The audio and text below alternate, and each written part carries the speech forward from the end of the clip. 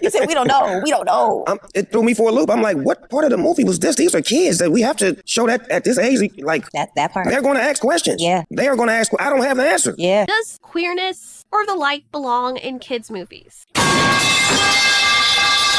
Now, I know a lot of you have itchy fingers already, ready to tell me off without even hearing what I have to say, clutching your pearls. That old Altieri's at it again. See, I told you she was a bigot, just doing what bigots do, grifter. If you say so. But what we can't deny is that this is a conversation a lot of people have been having. And all I'm here to do is provide a medium, what different people are saying, and where I think the issue really lies when it comes to a lot of kids' movies not being received well, especially if they have queer characters.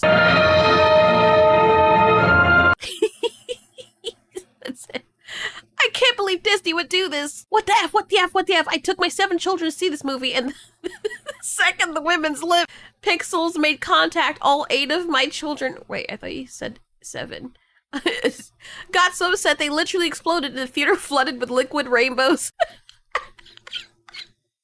And it drowned all the other children. Now my clothes are stained with rainbow. My children are dead. And I suddenly noticed the man behind the ticket has a nice ass. Thanks, Dad, Disney. Now, this is one of the examples. People are saying that this was just the end result, but it was, or it looked like something else before they changed it. Other comments are saying that there was one that was more problematic. And people are even saying that disliking LGBT is a trend wave. Here's a thing that people in the West seem to not understand. Most countries aren't down with LGBT stuff. Like in America, in the Western society, we're very accepting of it for the most part. Well, yeah. In a live and let live kind of way. I can't even say that's mostly an American thing, because the people that I talk to, they're okay with it, but they don't want to hear you as a man or a woman talking about how you're gawking your partner. And I don't even think if you were straight, they'd want to hear that anyway. But yes, all these people that are shilling for other countries, and especially like Muslim countries, nothing wrong with being Muslim, whatever, but a lot of these people, the LGBT queer individuals that are toting the whole Muslim mantra, I don't know if they know this, but while a lot of Western media pushes LGBT themes, that doesn't mean the whole world is on board. It says publics in Africa and predominantly Muslim countries remain among the least accepting of homosexuality. In sub-Saharan Africa, at least 9 in 10. In Nigeria, 98%, Senegal 96%, Ghana 96%, Uganda 96%, and Kenya 90% believe homosexuality should not be accepted by society. Even in South Africa, where unlike in many other African countries, homosexual acts are illegal and discrimination based on orientation is unconstitutional, 61% say that gayness should not be accepted by society. And it's not just Africa. A lot of places in the Middle East, and even parts of Asia, and even a lot of Eastern Europe still criminalize homosexuality. In places like Uganda, Saudi Arabia, and Iran, just being openly gay can carry prison sentences, or worse, you can get... For a lot of them, gay representation in media is extremely censored or banned. So when Hollywood or Western studios make films that center LGBT themes, or even just add a little bit of them there, and then they try to push them globally, they hit this brick wall, and entire markets end up rejecting the content, either because the governments ban it, or because audiences are like, what the hell is this? We're not down with this. It's why you'll see movies edited differently for international release, or why some inclusive moments get cut entirely in countries like China. But yes, it's important for people that are living in the bubble in the West to understand that your idea of life does not automatically mean that people outside of your country and your little civilization are gonna share your worldviews. One thing you should know culturally is that people are okay with different things. Does that make them right? Does that make them wrong? I mean, there's places that are okay with cannibalism, and it's part of their culture to celebrate the life of the person who passed by cooking them for dinner and having them. Like, I mean, that's completely okay there. Is it immoral? That's another philosophical question, topic, discussion for another day. But we're specifically talking about the West and queerness or gayness in kids' movies or in productions in Hollywood. Now, when it comes to gayness in kid movies, you've got two loud camps. So on one side, you got people saying that representation matters, that kids who are queer or have two moms or two dads deserve to see something familiar in the media that they consume. They may argue that, it doesn't have to be all spicy and weird. It doesn't have to be explicit. It can just be love and family or identity shown in the same way that heterosexual relationships have been shown in kids' media for decades. And then they say, look at all the princesses and princes that shared kisses, how many moms and dads are portrayed as normal when they're the average. Nobody questions whether it's sexualizing children with that, yet when it's two women holding hands or two men in the background scene, suddenly it's really controversial. Then on the other side, the other camp, we have parents and critics who feel like it's unnecessary or agenda-driven, and they're arguing that kids' content should be kept as neutral as possible, that kids don't need to be confronted with any type of romantic relationship too early. They'll say, let kids be kids, and for them, even a subtle inclusion can come off as pushing something they'd rather explain in their own home, in their own time. A lot of people feel as though Hollywood is trying too hard to force representation instead of telling naturally compelling stories, and that's why certain movies are flopping, not because specifically of the gay characters, but because audiences can sense when something is being pushed or forced down their throats rather than written organically. And then there's a third camp, a third perspective that I think gets overlooked. Maybe the problem isn't about if gayness belongs in kids' movies, but rather how it's handled. A super clunky, over-the-top tokenized character thrown in for what people call diversity points, the audience is going to feel like they're being patronized. But if you have a well-written story where the character just happens to be gay, treated the same way as any other family dynamic, that seems to be far better received. And the truth is, parents don't boycott Disney because a character has brown hair instead of blonde or they're gay and straight. It's the framing that really makes the difference. And we know this because there have been so many other works where people accepted them being a thing without much pushback or any at all in shows and movies gone by. Mickey! You've got Ian Gallagher and Mickey Milkovich from two different worlds, or maybe similar worlds, but they hated each other at first. And their relationship was kind of like toxic at first, but it's very complicated and it fits right into the world of the show anyway. They aren't written as the gay couple just to check a box. They're characters with personalities, full arcs. They love, they fight, they cheat, they grow. The fact that they're gay is part of who they are, but that's not the only thing that they are. I don't think of Mickey and be like, oh, the gay guy from Shameless, or Ian, oh, the gay guy from Shameless. The most thing I'll think about Ian is he's the redhead, aside from Debbie. And Mickey's just a badass. I love him. Funny how we started out being the bully, and we realized, oh, he actually liked Ian this whole time. That's kind of cool. But their relationship dynamic felt so real. Well, there's a little shirt left there. Just want you to know, you marry a man, I'm gonna put a fucking bullet in your head. Simple as that. Why wait, bitch? I'm standing right here, Charlottesville. Oh, look at that. We must shop at the same gun show. The fuck happened to you? Well, you know what they say. The apple doesn't fall far from the tree. It does if it lands on a dick. I didn't see this clip before because I watched Shameless up until Fiona. Wait, her name is Fiona, right?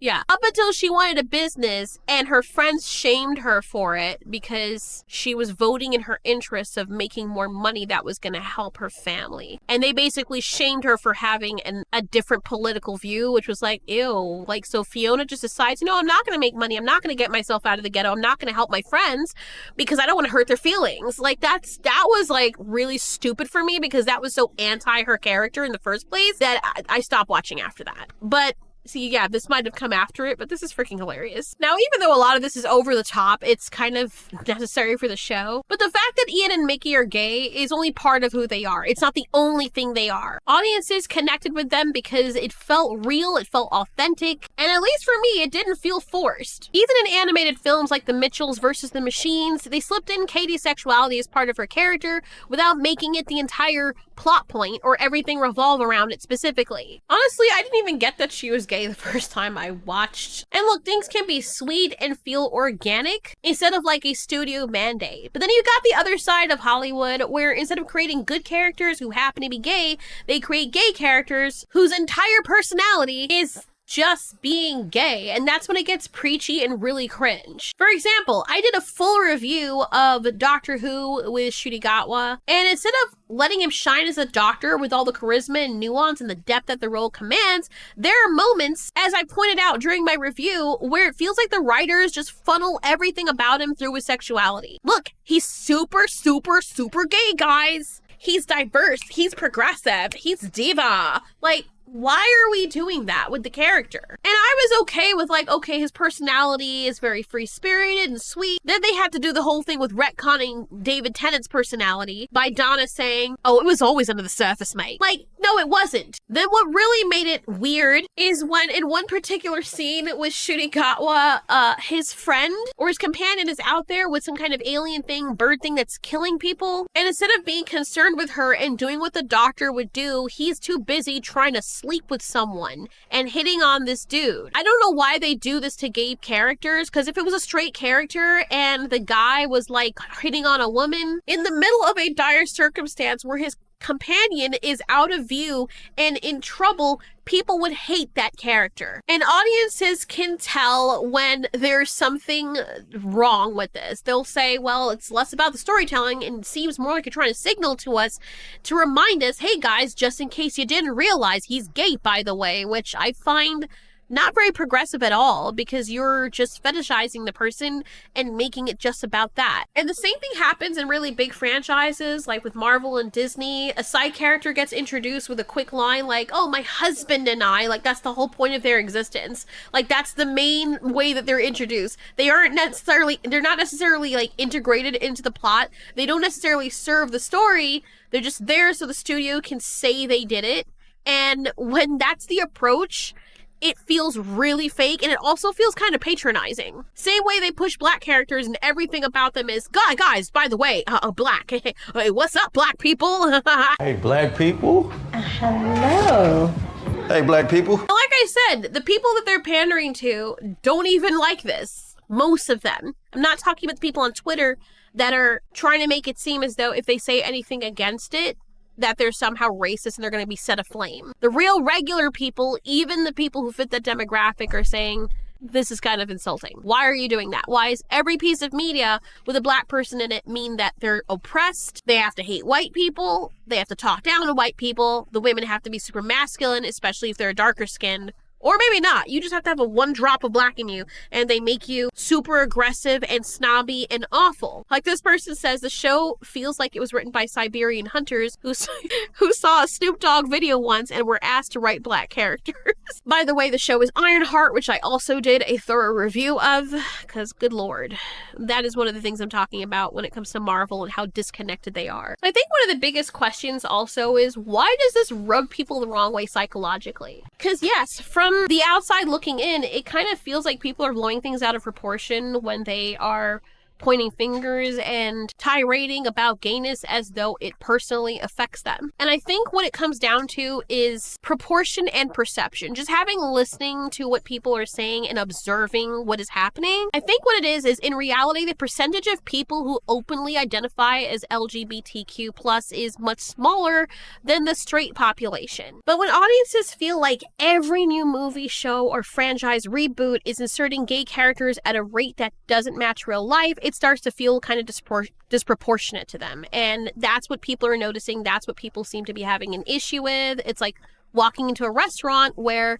10% of the menu should be vegan options, but suddenly half the menu is vegan. If you're not vegan, you're going to start to feel like you've been edged out of the experience, even if that wasn't the intent. On top of that, when a character's entire identity is their sexuality, people feel like they're being preached to instead of entertained. And humans by nature resist feeling like they're being forced into something. And honestly, it's not always about homophobia. It's about the story immersion. And if the representation feels out of place or disproportionate to the story being told, for a lot of people, it breaks suspension of disbelief. And then what ends up happening as a result is that the audience starts blaming the representation itself rather than the lazy writing behind it. Now, I want to be very clear about something, because noticing this pattern does not make someone a bigot. There's a lot of people who are ready to throw that word out about every single thing.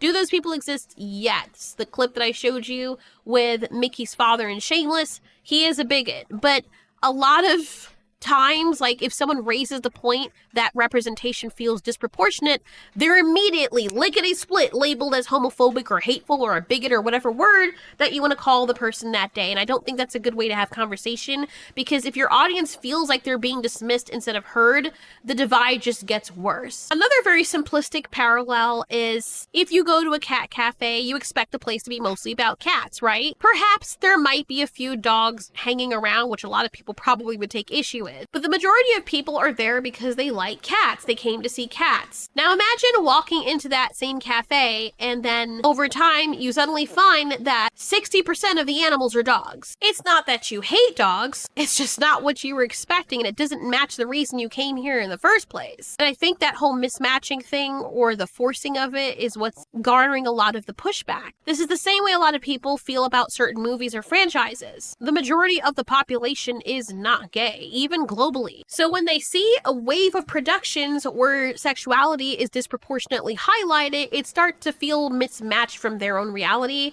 And once that mismatch starts happening, audiences start disconnecting. And again, not the hatred of dogs in that parallel, it's just that the ratio feels off for the demographic being served. And we know this because these Hollywood progressives that claim that they care so much about representation will not hesitate to change or cut out those scenes that offend the audiences, especially in the Chinese market or those other places where that is not the majority of the perception. That said, hear me out. Gay people absolutely deserve representation. Media should reflect that the world is made up of people from all different walks of life. We got different creeds, races, religions, orientations. That is completely okay. And yes, I do agree, kids should learn that there are families with two moms or two dads, just like there are families with divorced parents or grandparents raising kids or blended households, interracial, what have you. And that kind of representation builds empathy. That is a good thing. But here's where the nuance matters. If parents don't want their kids exposed to it, they're within their right to boycott it or opt out of it. That's freedom of choice. They should be allowed to do that. Sure, why not? At the same time, parents need to understand something very important. Your kids are going to discover these things regardless. They're going to go out in the world. They're not always going to be around you. They're going to meet other kids. They're going to see things outside of the little bubble that you have at home with them. They're going to ask questions, and if you don't answer them or don't know how to answer it, they're going to get the answer, whether it's at school, casual conversations, or, get this, online. So it would actually behoove the parents to learn about these topics themselves, so when the time comes, they can give their kids answers in a way that reflect their own values, instead of letting strangers or the internet do the teaching for them and just telling the kids, I don't know. I don't want this in movies because I don't want to have to explain things to my kids. I don't want to have to raise them. I don't want to have to be put in an uncomfortable situation where I have to talk about these things. You have to talk about these things with your children. So that's where my criticism of the parents will come in. You can't not teach your kids, and then when the internet does it, you get mad at the internet. On another note, and I think this is where love and tolerance come in, when you're educating people or just having a conversation, it matters how you approach it. If you talk to one of these parents, for example, right, and you're trying to tell them about what's going on and they're being flat out rude, and yeah, I understand clapping back at them. Some people are just ignorant no matter what you do. But if someone is civil, if they're genuinely asking questions, even if what they say sounds ignorant, take some time to explain. I've done that before where, yes, it might be annoying, but take the time to explain. I've been in conversations about animals or science, whatever the topic is, religion, and sometimes people say things that make me like, pause. Like before I jump down their throat, I try to see where they're coming from. I'll ask questions like, why do you think that? Where did you get that perspective? That's communication and dialogue, something that it seems as though humans have lost the art of doing, which is a really big part of who we are as Homo sapiens.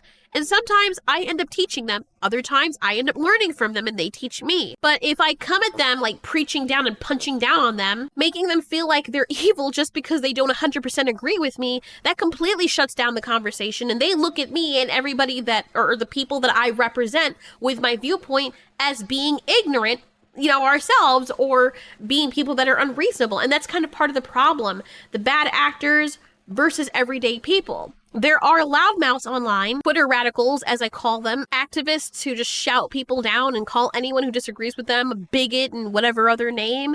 And they give the queer community a really bad look, or whoever it is they're representing. They're not the majority, though, as you can tell from society. But they're the ones that most people see because they're the loudest. And when the loudest voices are also the most hostile, that creates this new word. It's not a new word, but it's more used frequently now, called fatigue. People start associating all queer representation with the toxic behavior that they've encountered online by these people. And yes, that seems very unfair, but that's how perception works. Human beings are creatures of pattern recognition and habit. So if every other reaction or interaction they've had with someone is hostile or bad, even if the majority don't represent that person that they had that interaction with, that one individual is going to see that reaction by one or two of these people that happen to fit that mold. And they're going to think that everybody that fits that class or within that class is like this. They connected with the negative experiences they've had with those specific radicals. And here's something that doesn't really get talked about enough. Gay people themselves have said that they're tired of the way gayness is being portrayed in movies.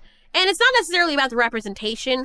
It's about the bad representation or the forced representation that usually equates to it being bad. And people, as I said before, can tell when something's not authentic. So when the character is written as nothing but, oh, that's the gay one. Look, we added a gay character. See, let's actually just put like 3 birds, 1 stone, gay, not white, and a woman. There you go, all of it. And then people realize what's going on. They say, yeah, of course. It's the same as if you had some kind of straight dude whose character identity was just, oh, this guy wants to screw every woman possible. Like, imagine every time you talk to him, all he says is, I'm gonna dive in this punine today, then that punine tomorrow. I'm gonna chew on that ass cheek. How about that one over there? And everyone comes to accept that he doesn't even come off like a real person. He's just a walking trope, and it becomes kind of annoying. But now, if you have like a one offshoot character like that in a show, it's fine. People get it. That's his shtick. You know, you don't want to see that in everything, though. Like, if you saw that same shallow character every single where you go, and that's the exact character and thing in every movie across every franchise, and on top of that, you're told if you have a problem with it, you must be anti-straight. That's the exact frustration a lot of people feel with how gay characters are written right now. It's kind of like the same thing with like rap characters in Korean movies and shows like freaking Thanos and Squid Games. Oh my freaking god. It was so annoying every time I would see him in that. You know exactly what I'm talking about. 수많은 이들 속 차지 않네 바로 잡초들 사이 활짝 핀 내 beauty flower Belgian no choke I'm a legend Thanos 부르댕댕 녹색 빛깔 내게 밝혀줘 green light I like you. First time I saw that, and every time thereafter, it made me want to throw up in my damn mouth. But yeah, imagine having him as one of the characters, like, oh, every rapper is gonna be exactly like this, and people are like, this is weird, and people are like, you're anti-rapper. That's exactly the frustration that people are feeling. It's particularly not just with gay characters, but with the way that women are written, the way that white men are written, the way that non-white men are written. I mean, it's almost everybody at this point. And what people want, just give us characters with depth. People whose orientation is not a part of them. You know, I mean, sorry, it is a part of them, but not like the entire part, not the all there is to them. Because when you make their orientation their only personality trait, you reduce them to a caricature. And it gets old real fast. People start becoming antagonized by it because it's annoyed. They're tired of seeing it the same way that people are tired of seeing Pedro Pascal and everything. Even with 50 Shades of Grey. Personally, I don't get it. There's almost no substance to Anna's character. She always has this look, you know, like the actor is adorable. She seems like a sweet person, but her character, you just want to drop kick her in the face. Like, she's so, ugh. Christian Grey isn't even that great looking. And in the book, they're doing it every 5 freaking seconds. There's not much else going on. You can read a whole chapter and it feels like nothing about them as people actually comes through. The entire story, when I was wondering what everybody was saying about 50 Shades of Grey, it was mostly like older women. The way they were talking about it, they told me, oh, it's about being a slave and this man controlling you, and yeah, she's a slave. I'm like, what? Like, the way they didn't spoil it, but it's like, Now I'm curious. I want to see, because my older neighbor, she was gushing about this book. And I went to read it, and it literally is just filler between adult scenes. And it's nothing like how she was describing it to me. It's not that at all. I was expecting it to be some kind of harem thing with a bunch of women and this guy, like one of the stories, I'm writing a harem story. And it was nothing like that. Like, I'm expecting it to be some warrior who comes to a village and he captures these women, offs their children and their husbands, and then he breaks their spirit and has to learn, they have to learn to love him, even though it's like a Stockholm Syndrome kind of thing, but he kind of like tames them. That's kind of like the story that I'm writing. That's what I thought it was. And when I read this, it was no.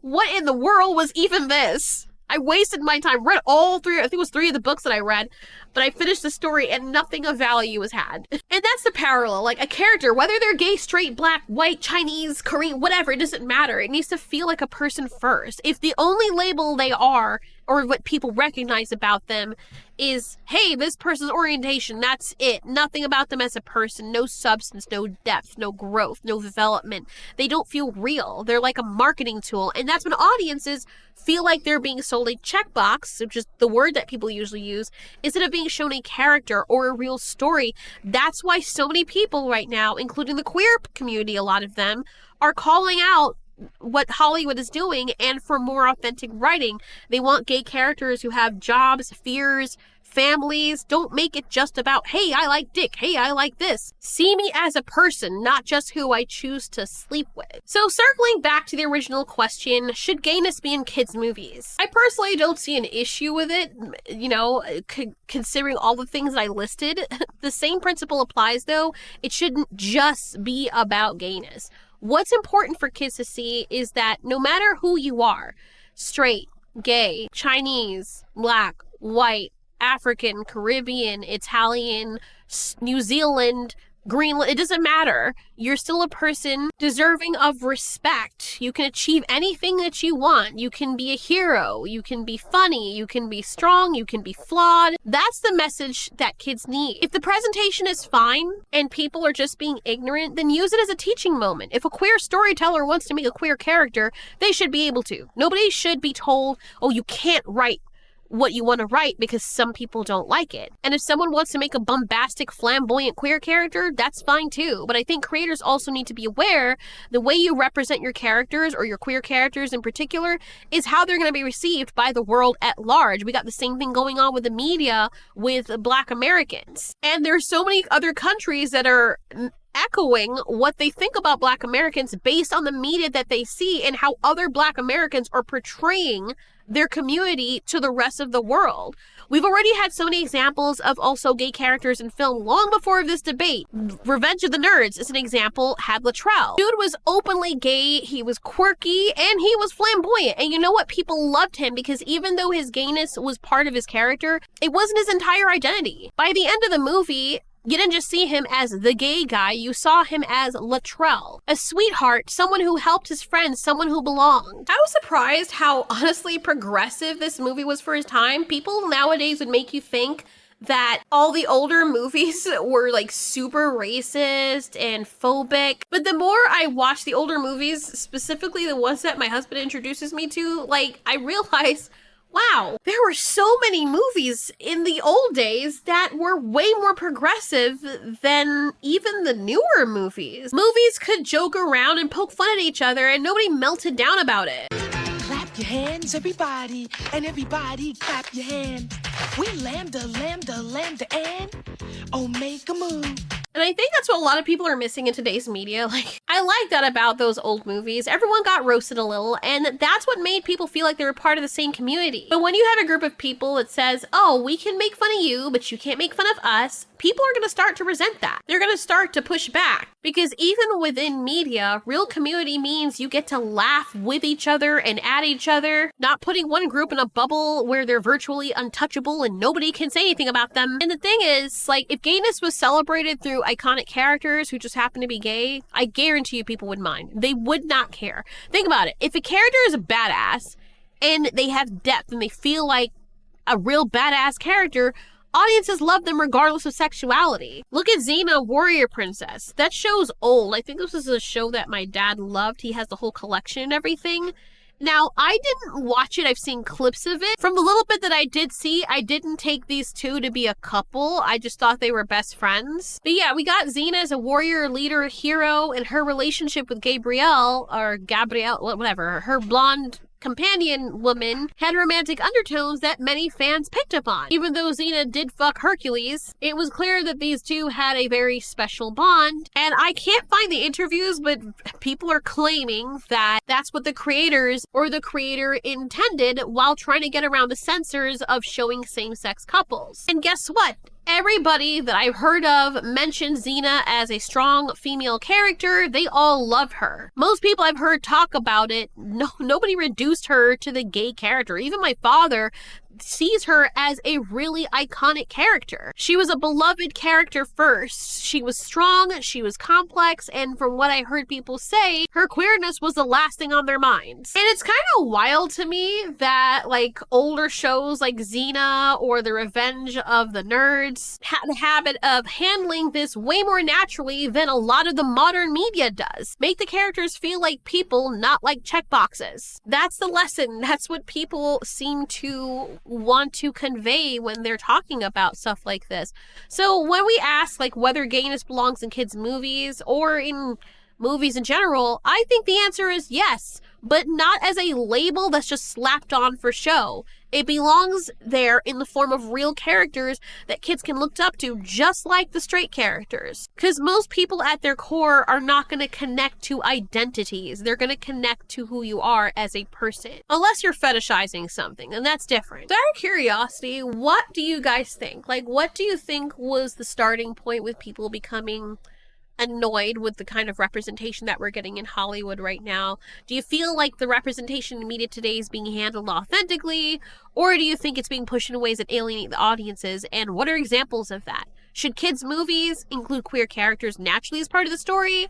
Or should studios just avoid it because of the pushback? On one hand, listening to your audience is good, but then if you always listen to your audience or you completely listen to your audience, then you'll never be creative for fear of alienating and upsetting absolutely everyone. And when creating things, you're going to have to deal with the fact that you're not going to please everybody. Everyone's not going to like what you've created. But if you're also trying to make money and cater to an audience that you are expecting to keep you fed financially at the end of the day, then what do you do?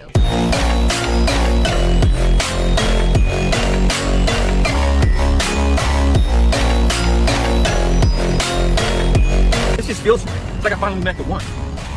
The fuck took so long though, huh? Where you been all my life, huh? There was hoes out here breaking my heart from left to right, huh?